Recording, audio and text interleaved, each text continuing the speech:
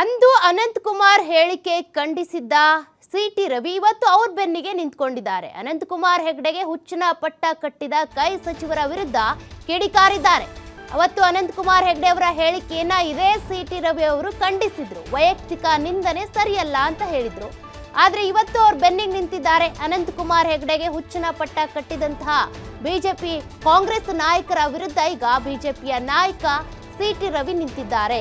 ಸಿದ್ದರಾಮಯ್ಯ ವಿರುದ್ಧ ಏಕವಚನದಲ್ಲಿ ಮಾತನಾಡಿದ್ದು ತಪ್ಪೇ, ಆದ್ರೆ ಅನಂತಕುಮಾರ್ ವಿರುದ್ಧ ಕಾಂಗ್ರೆಸ್ನವರು ಆಡ್ತಿರೋ ಮಾತುಗಳು ಸರಿ ಇದೆಯಾ ಅಂತ ಪ್ರಶ್ನೆ ಮಾಡಿದ್ದಾರೆ.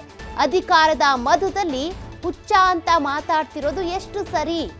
ಅಧಿಕಾರದ ಹುಚ್ಚು ಏರಿಸಿಕೊಂಡಿರುವ ಸಚಿವರ ಹುಚ್ಚು ಇಳಿಸ್ತೀವಿ ಅಂತ ಸಿಟಿ ರವಿ ಈಗ ಕಿಡಿಕಾರಿದ್ದಾರೆ.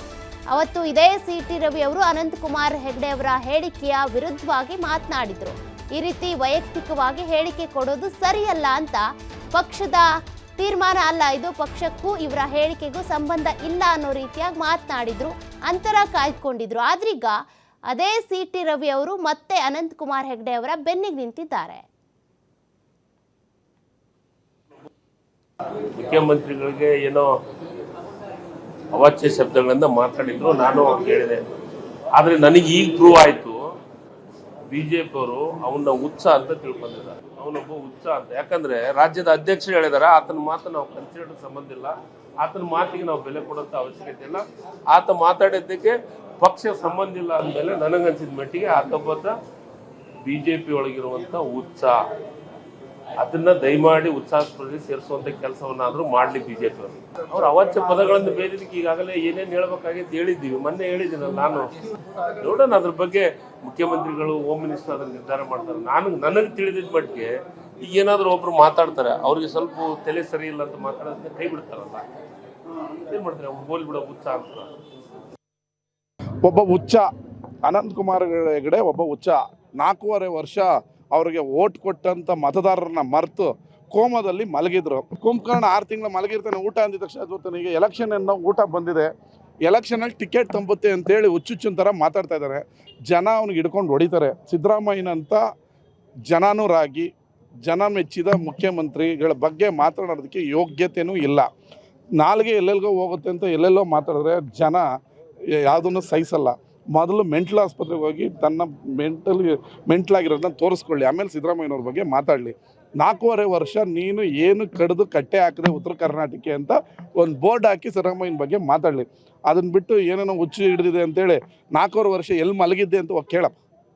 ಒಬ್ಬ ಅನಂತಕುಮಾರ್ ಹೆಗಡೆ ಅವರು ಅವರ ಹಿಂದುತ್ವದ ಬದ್ಧತೆಯನ್ನ ಹೋರಾಟವನ್ನ ಯಾರು ಪ್ರಶ್ನೆ ಮಾಡಕ್ ಸಾಧ್ಯ ಇಲ್ಲ.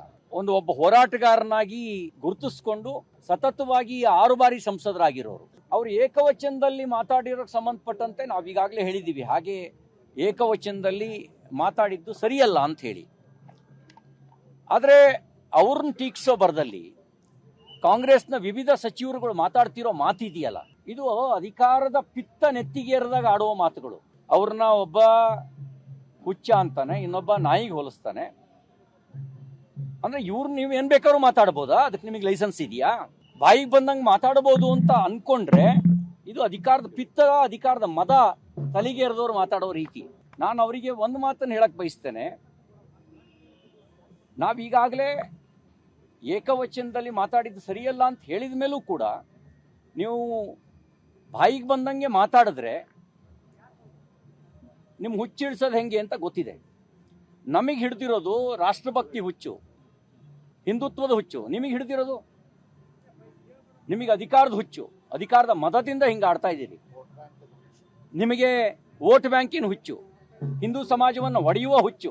ಅನಂತಕುಮಾರ್ ಹೆಗಡೆ ಅವರು ಅವರ ಹಿಂದುತ್ವದ ಬದ್ಧತೆಯನ್ನ ಹೋರಾಟವನ್ನ ಯಾರು ಪ್ರಶ್ನೆ ಮಾಡಕ್